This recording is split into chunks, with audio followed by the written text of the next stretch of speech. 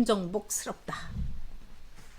문정복이 누구야? 여러분 그러셨을 거예요. 네, 정말 문정복이 누구야? 여러분 한번 사진 한번 보여드릴까요? 네, 바로 이 사람입니다. 이렇게 딱 보면은 여러분 처음에 저도 남자야 여자야 이제 그랬어요. 이게 이제 어떤 문정복에 대한 모독이나 이런 게 아닙니다. 왜 그러냐? 우리가 남장 그 여성 국회의원이라고 김옥선 의원이라고 돌아가셨는데 저도 이제 만나본 적이 있습니다. 이 분이 남장 여성으로서 국회의원을 했습니다. 그래서 이 전 세계에 자 이게 한국의 여성의 지위가 이렇게 떨어졌냐?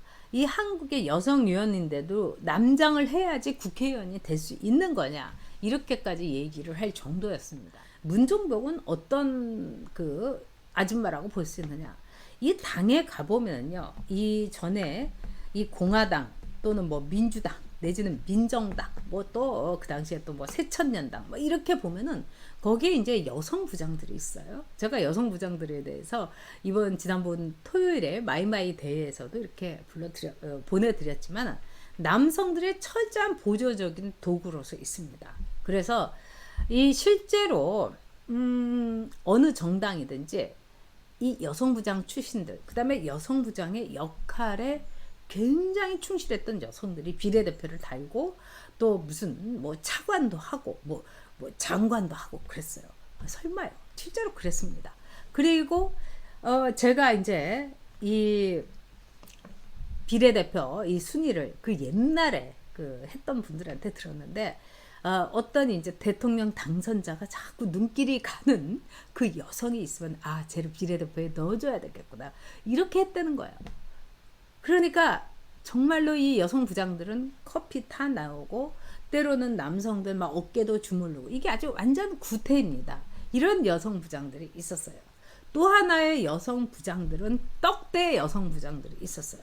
그래서 이렇게 어깨가 이렇게 하고 정말 요즘 들어서 뭐 쿵쾅이라고 하죠. 이게 이제 메갈이나 페미에서 페미들을 이렇게 비하하는 단어라고 그래요. 막 이렇게 막 체중이 많이 나가서 막 쿵쾅거리면서 다니고 막 이런다고 그러는데 진짜 그런 떡대 여성부장들이 있어요. 이 여성부장들은 어떤 이 역할을 했느냐? 소리 지르는 역할을 한 거예요. 무슨 전당대회가 열린다든가 뭐 이러면은 이 말하자면은 소리꾼이었던 거예요. 그래서 막 무슨 이제 당대에서 이제 어떤 후보를 지지를 한다 그러면 아 하고 막 이제 소리를 지르면 옆에는 이제 여성 그 당원들이 거기에 맞춰서 박수 치고 아이 뭐 이러면서 아주 이 우렁찼죠.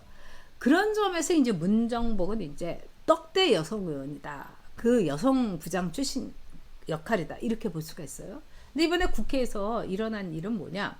이제 문정복이가 이 정의당 의원이 이 임혜숙에 대해서 말이 되느냐?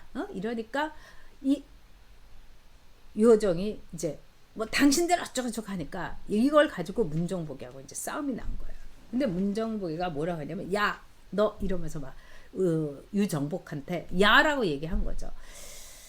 자, 당신이라는 말이나 야나 어떻게 보면은 제가 볼 때는 당신은 제3자를 높인 말이다. 그렇죠. 뭐 당신께서는 뭐 이 자기의 뭐 할아버지라든가 또는 아버님을 얘기할 때 당신께서는 참 건박하셨고 뭐 이런 말 합니다. 존칭어예요. 그렇지만은 우리가 당신 막 이렇게 할 때 요즘은 그렇게 또 이게 대단하게 존칭으로 한 게 아니고 또 둘 사이에는 그런 말이 아닌 것 같습니다. 근데 문제는 야라고 한 거야. 야 너 막 이렇게 사태질을 해가면서 서로 물론 유호정도 잘한 거 없습니다. 그렇지만은 문정복이 상대 의원에게 야라고 한 거. 우리가 이제 국회 가면은 저도 참 생경했던 게 뭐냐면 존경하는 아무개 의원님. 이래서 어떤 때는 아니 존경하지도 않으면서 왜 이런 말을 하냐고 이 민주당에서 한 의원이 얘기할 정도였어요. 이건 전 세계의 의회에서 존경하는 이라는 말을 앞에 붙입니다. 이 말을 붙이는 이유는 뭐냐? 의회는 말로 싸우는 곳이기 때문이에요. 몸싸움을 하면서 사람 죽이고 패고 이런 데서 제발 그렇게 하지 말고 이제 말로 토론을 통해서 싸우자 해서 만든 게 의회입니다. 파르라먼트, 어셈블리 이렇게 얘기하는 거죠. 즉 말로서 파르 이게 불어에서 나온 거고요. 어셈블리 어울리자. 즉 말로서 왔다 갔다 정말 하자 이런 겁니다. 그런 점에서 문정복이 이렇게 야라고 한 거는 뭐냐, 국회의 본질을 모르는 겁니다. 이건 뭐 유호정도 마찬가지였다고 생각하지만 어느 상황이든지 둘 다 똑같다가 하는 게 아니라 너무나 심각한 쪽이 있는 거죠. 이 문정복이라는 여자는요, 국회의원을 할 수가 없는 여자입니다. 이 여자는 처음에 백원우의 보좌관으로 시작을 했어요. 그래서 백원우가 국회의원을 할 때 고졸 출신을 보좌관 4급을 시켰다 해가지고 화제가 됐는데, 이게 자기네들끼리 화제가 된 거죠. 저도 보좌관이 고졸이었습니다. 네, 하지만 저는 거기다가 여성, 그리고 문정복처럼 여자야 남자야 이렇게 보는 게 아니라 딱 봐도 여성스러운, 저는 그녀가 여성이기 때문에 시킨 것도 아니고 그녀가 고졸이어서 시킨 것도 아니에요. 근데 이제 백원우가 이 문정복을 4급으로 시킨 건 뭐냐, 일종의 문정복의 엄청난 충성심을 보여줬기 때문이겠죠.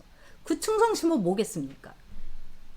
문정복한테 말하자면은 이 단계를, 이 근거를 만들어 준 겁니다. 그래서 나중에 문정복이 시의원도 시키고, 그리고 경기도 시흥에 시의원을 했다가 어서 돈을 먹어가지고 그걸로 진짜 의회에서 쫓겨나기까지 했어요.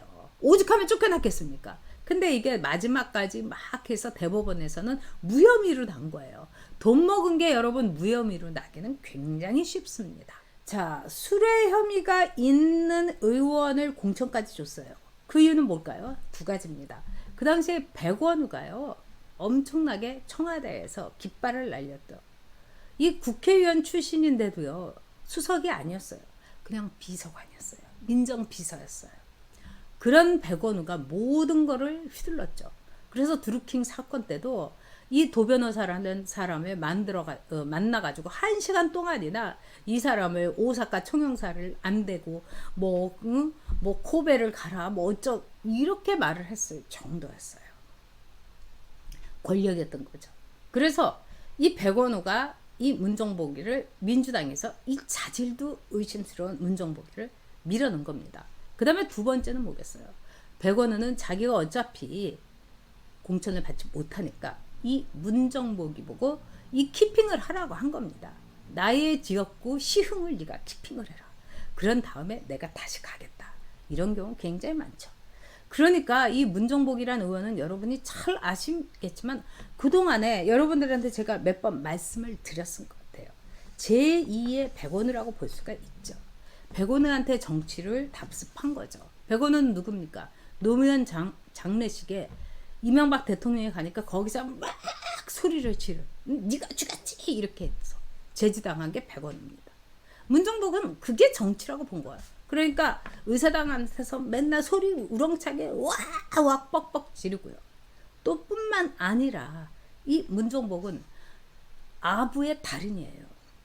여성 의원들하고 추미애하고 얘기를 했을 때 내가 뭐 서울시장은 뭐 대권은 이러니까 막 문정복이 거기서 막 박수 치면서 대권 나가셔야지 했던 게 바로 문정복입니다. 뭐 이런 사람이죠. 자, 이런 이 문정복이 지금 민주당에서 여성 의원으로 있다는 거. 비리의 종합 세트인 임혜숙이 여성 티어로 과학기술부 장관이 됐다는 거.